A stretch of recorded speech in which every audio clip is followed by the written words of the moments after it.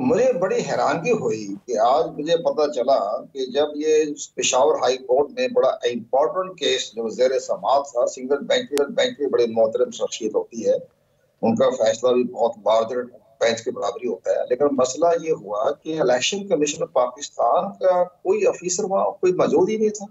Election commission Pakistan का वो वकील ही मौजूद नहीं था। और साथ साथ मैंने ये भी महसूस किया कि जो एडिशनल अटॉर्नी जनरल थे उनके दलाइल इंतहाई कमजोर थे। उन्होंने सही तरीके से जवाब ही नहीं दिया ऑनरेबल जज के सवालों का।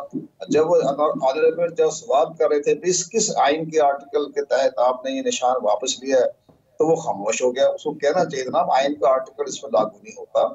इस पर हमारा इलेक्शन कमीशन पाकिस्तान एक्ट जो है 215 एक्ट इस पर नाफज हो रहा है कि जब उसमें लिखा हुआ है कि जरा उस पार्टी को सिंबल दिया जाएगा जो इंट्रा पार्टी इलेक्शन के मरहले से गुजर के आएंगी। अब ये जो पार्टी है तहरीक इंसाफ है, इन्होंने इंट्रा पार्टी इलेक्शन अपने ही दस्तूर के खिलाफ किया है। ये बहुत वजनी पॉइंट है। और तीसरी सबसे बड़ी बात ये हुई, मुझे बड़ी हैरानगी भी है कि जनाब उन्होंने ऑनरेबल जज ने ये फरमाया कि मैंने तो इलेक्शन कमीशन ऑफ पाकिस्तान का फैसला ही नहीं पढ़ा। 11 पेज का फैसला, फुल बेंच का फैसला, 5 मेंबर हैं जिसमें एक तो बकायदा पेशावर हाई कोर्ट के जज ही हैं, रिटायर्ड जो मेंबर हैं इलेक्शन कमीशन के, उनका उन्होंने अपने हाथ से लिखा था फैसला। तो जज साहब फरमा रहे हैं कि मैं तो फैसला ही नहीं पढ़ा। तो आप ये बताएं कि किस अथॉरिटी को वो चैलेंज किया उन्होंने। तो वहाँ एडिशनल अटॉर्नी जनरल को कहना चाहिए था कि जनाब पार्टी का दस्तूर का जो चीफ इलेक्शन कमिश्नर बनाया गया था वो उन्होंने हटा दिया था और नया चीफ इलेक्शन कमीशन लगाया जो कि इनकी पार्टी के दस्तूर के खिलाफ था। जिस पार्टी का चीफ इलेक्शन कमिश्नर ही मुतनाज़ा हो जाए तो उसका इलेक्शन तो खुद तो मुतनाज़ा हो कुवैत जाता इरशाद है। ये साहब, जो वो अभी इलेक्शन कमीशन ऑफ पाकिस्तान जो अपने मौक़िफ़ का दिफा पेशावर हाई कोर्ट में नहीं कर सका, एडिशनल अटॉर्नी जनरल के दलाइल बहुत कमजोर रहे आपके बकौल, तो क्या वो इलेक्शन कमीशन ऑफ पाकिस्तान ये अहलियत रखता है कि इस फैसले को सुपीरियर फोरम पे चैलेंज करे? मेरा अपनी जाती राय है। वैसे मेरे बहुत अच्छे ताल्लुकात हैं ऑनरेबल चीफ इलेक्शन कमीशन साहब, मैं उनका एहतराम करता हूँ और मेरी बड़ी इज्जत करते हैं। लेकिन मुझे ये उनसे बात करने का मौका नहीं मिला, वरना मैं इसको मसरूफ थे, मैंने जानबूझ कर उनको नहीं मैंने फोन किया। तो मैंने इस महसूस ये मैं कर रहा था कि सुप्रीम कोर्ट ऑफ पाकिस्तान में तो उनको दलाइल देने के लिए तो अटॉर्नी जनरल भी इतना दलाइल नहीं देगा। इनके वकील है तो पेशावर हाई कोर्ट से जो है उसका तो पूछा जाए ना, आपने पेशावर हाई कोर्ट में अपना वकील क्यों नहीं भेजा। तो सुप्रीम कोर्ट ऑफ पाकिस्तान में मेरी जाती राय है, बड़े अदब एहतराम के साथ इनका जाना मुनासिब नहीं हो। अच्छा, ये बड़ी इंपॉर्टेंट बात आप कर रहे हैं। आप क्या फोर्स कर रहे हैं कि इलेक्शन कमीशन ऑफ पाकिस्तान अगर सुप्रीम कोर्ट में इसको चैलेंज करता है तो क्या इससे तासुर गलत मिलेगा कि इलेक्शन कमीशन इस मामले पे फरीक बन गया है, या आपको लगता है कि वहां से कोई रिलीफ इलेक्शन कमीशन को नहीं मिल सकता इस मामले पर? देखो, इसमें इलेक्शन कमीशन पाकिस्तान से बड़े अदब एहतराम के है। अगर वो ये प्रोग्राम अगर वो सुन रहे हो, देख रहे हो, तो हमारी राय है, हमारी बाकायदा हमारी राय में बड़ा वजन है। हम ये कि इलेक्शन कमीशन पाकिस्तान आज तक अपने फैसले के खिलाफ कभी आला अदालतों में नहीं गया। बड़े बड़े अहम फैसले इलेक्शन के पाकिस्तान के खिलाफ हुए, तो लेकिन जो मुतासर पार्टी है जो जिसने ये केस दायर किया था कि जरा इंटर पार्टी इलेक्शन जो है वो दुरुस्त नहीं, उनका काम है कि सुप्रीम कोर्ट में जाए। इलेक्शन कमीशन पाकिस्तान का ये उसमें नहीं है कि वो जनाब सुप्रीम कोर्ट में पाकिस्तान जाए। लेकिन यहाँ जो उन्होंने किया था लाहौर हाई कोर्ट का फैसला वो ठीक था। वो इलेक्शन कमीशन पाकिस्तान के सारे शेड्यूल को उन्होंने मुतासर कर दिया था। उसके लिए वो चीफ जस्टिस पाकिस्तान के पास गए, वो दुरुस्त फैसला था, तो जाना चाहिए था। लेकिन यहाँ तो एक इंटर पार्टी इलेक्शन है, जिसने उनके खिलाफ केस दायर किया वो जाए, तो इलेक्शन कमीशन पाकिस्तान को सुप्रीम लेकिन वो कोर्ट मुतासरा पाकिस्तान फरीक सुप्रीम कोर्ट क्यों जाएगा जब उसको रिलीफ पेशावर हाई कोर्ट से मिल गया है? यानी पीटीआई क्यों जाएगी सुप्रीम कोर्ट जब पेशावर हाई कोर्ट से मामला ठीक हो गया? नहीं, मुतासरा फरीक तहरीक इंसाफ नहीं है। मुतासरा फरीक वो हाँ, वो जिन्होंने इस इंटर पार्टी इलेक्शन के खिलाफ केस किया, हाँ, को 12-13 लोग थे, वो बिल्कुल। जाए। हाँ, वो जो 7-8 मेंबर हैं वो जाए, वो मुतासर होते हैं। तहरीक इंसाफ को फायदा पहुंच गया। और एक बड़ी और बात है जो मुझे बड़ी हैरानगी है, बड़ा फैसला बड़ा अहम है। अगर ये सुप्रीम कोर्ट पाकिस्तान में भी चले गए, दूसरी पार्टी जिनके खिलाफ जो फैसला आया है आपको पेशावर हाई कोर्ट के ऑनरेबल जज का, तो उस पर तो ये भी ऑनरेबल जज ने बड़ा अहम सवाल किया उस एडिशनल अटॉर्नी जनरल से कि मुझे ये बताएं कि क्या दीगर सियासी पार्टियों के भी इलेक्शन इसी तरह के हुए थे, तो क्या उनका रिकॉर्ड नहीं बनाना चाहिए था। तो उस पर अटॉर्नी जनरल ने एडिशनल अटॉर्नी जनरल को जवाब नहीं दिया। लेकिन उस पर जो थे इनका तहरीक इंसाफ के सईद अली जफर ने कहा कि जनाब उनको हमारा से कोई ताल्लुक नहीं है, हम तो अपने केस लेके आए, उनका पार्टी का इलेक्शन जैसे हुआ हमें उससे कोई इतराज नहीं, हमें कोई ताल्लुक नहीं है। लेकिन बहरहाल उन्होंने बड़ा एक डिप्लोमेटिक जवाब दिया, जो एक सियासतदान के दिखाने का फर्क है, वो सईद अली जफर सही जवाब दिया उन्होंने।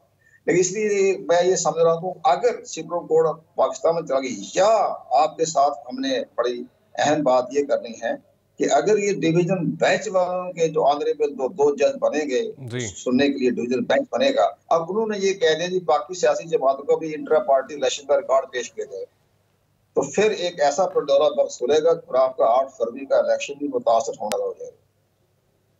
ये बड़ी इंपॉर्टेंट बात आप कर रहे हैं। अगर डिवीजन बेंच यानी 2 रुकनी बेंच पेशावर हाई कोर्ट का मौसम सरमा की तातीलात के बाद ये कहता है कि बाकी पार्टीज के भी इंट्रा पार्टी का इलेक्शंस के जो तफसीलात है वो जमा कराई जाए, तो आप क्या फोर्सी करते हैं?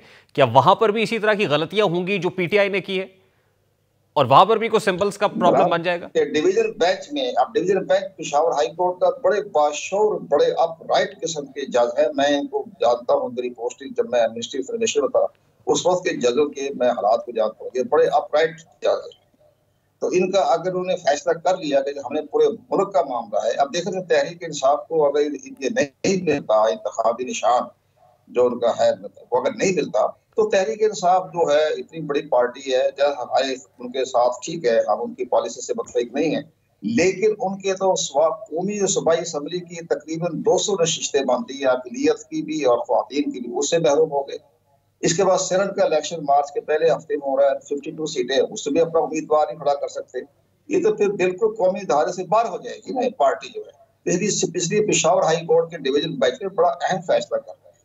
तो ये इसलिए हम ये महसूस कर रहे हैं कि ये 3 बड़े अहम केसेस हैं। सबसे बड़ी अहम केसेस ये है कि 2 जनवरी को ऑनरेबल चीफ जस्टिस पाकिस्तान ने बड़ा अहम जजमेंट अपना लार्जर बेंच सुनना है कि आर्टिकल 62(1)(f) में ताहयात की नाहिली और इलेक्शन कमीशन पाकिस्तान एक्ट 232 में आपस में जो मुतजाद हैं उसके बारे में अहम फैसला करना है।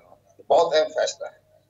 नंबर 2, 6 जनवरी को उन्होंने कहा कि जितने भी केसेस इमरान खान के खिलाफ चल रहे हैं अदालतों में उसके बारे में उन्होंने फैसला करना है। तीसरा, 9 जनवरी को पेशावर हाई कोर्ट के डिवीजन बेंच ने बड़ा फैसला करना है।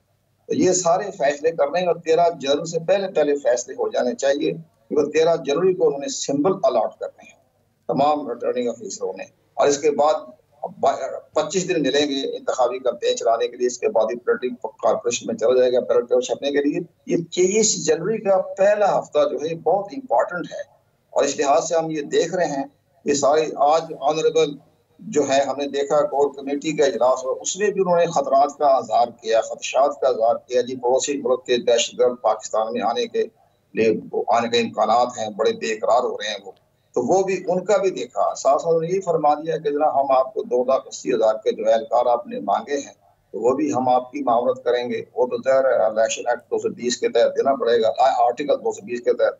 लेकिन सारी सूरत हाल गौर और फोज करें, अदालतों में केस चल रहे हैं, हम इनका इंट्रा पार्टी इलेक्शन का केस चल रहा है, इतनी बड़ी सियासी जमात का भी चल रहा है, तोशा खान का भी चल रहा है, इधर इसके बाद नवाज शरीफ के साथ भी जो है वो भी अच्छे तरीके से केस चल रहे हैं, उनके भी रिटर्निंग ऑफिसरों के पास केस जा रहे हैं। बिलावल जरदारी का जो लाहौर का हल्का है सुस्ताई से तो कुंवर दिलशाद साहब लास्टली वेरी क्विकली बताइए कि इन केसेस से और जनवरी का जो पहला हफ्ता बड़ा धुआंधार होने वाला है, क्या 8 फरवरी के इंतखाबात मुतासिर हो सकता है?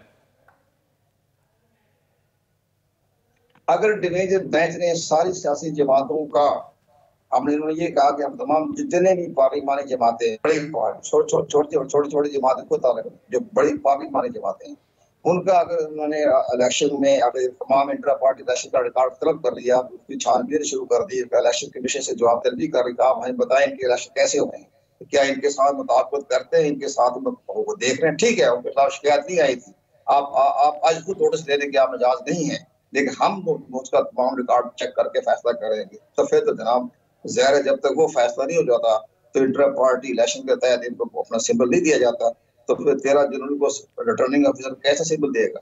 ये तो बड़ा अहम फैसला आएगा 9 जनवरी को, 2-3 दिनों से भी लग जाएंगे। और अगर उन्हें देर लग गई, तमाम सियासी जमातों को रिकॉर्ड तलब कर लिया, तो ज़ाहिर है तो सुप्रीम कोर्ट ऑफ पाकिस्तान भी देखेगी कि जनाब तो रिकॉर्ड चेक हो रहा है, हर एक की छानबीन हो रही है, तो सब एक पुलिस रात से गुजर रहे हैं हर एक पार्टियां, और इसलिए स्कूटनी का मरहला भी गुजर ही गया, उन्होंने वो सिक्योरिटी में हमारे रिटर्निंग ऑफिसर जो हदायत थी ना इलेक्शन पाकिस्तान, उसके मुताबिक काम नहीं किया उन्होंने आर्टिकल सेक्शन देखा ही नहीं कि 232 क्या कहता है, देखा ही नहीं उन्होंने, सबके कागजात नामजदगी कबूल किए जा रहे हैं।